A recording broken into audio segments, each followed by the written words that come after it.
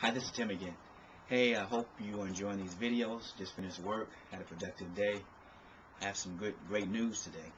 But first, let me get started. I want everyone to look back, think about the Wizard of Oz, and about the courage-less lion, and what he was and what he became, and I would tie it into business. You know, like in the Wizard of Oz, where the lion, he lacked courage.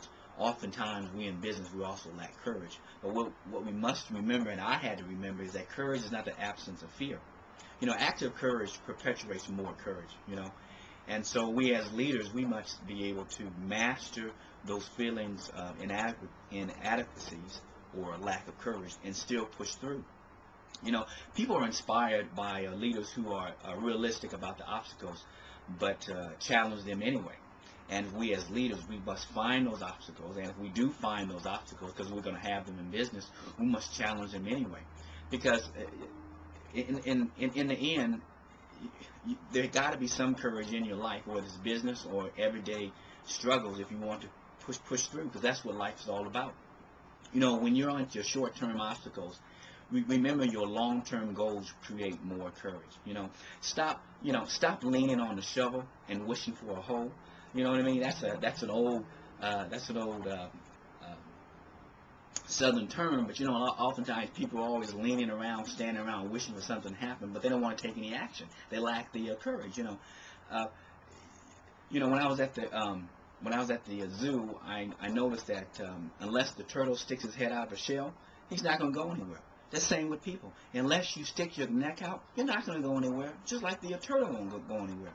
So as leaders, not only should we challenge ourselves and challenge our team and our team members, but we have to encourage them that just because you are afraid doesn't mean that you have to stay there. And just like the cowardly lion, how he lacked courage, but remember what happened to him in the end? He found courage. Remember, he found courage, he found bravery, he stood up for his team, he stood up for his friends, and he was no longer afraid of the wicked witch of the West.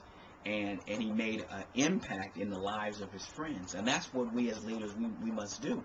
And even if you're not a leader, you are becoming a leader, especially if you're having your own business.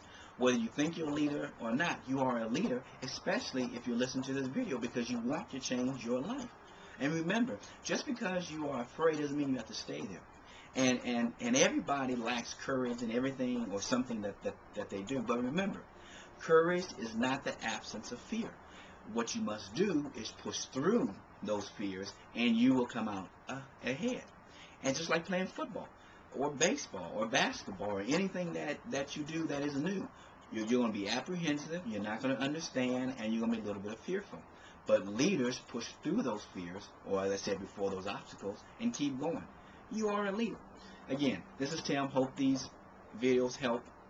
HomeBasedEntrepreneurs.com if you want to learn more about where I'm going and where I've been. But thank you for listening. And remember, you are leaders. Stick your neck out. Take some risk, because leaders take risks. They love risk. Don't be afraid. Challenge yourself. And remember, courage is not the absence of fear, but you must push through those obstacles, and you will become a leader. Because people, again, as I said before, are inspired by those leaders who are realistic about those obstacles, but yet they challenge them anyway.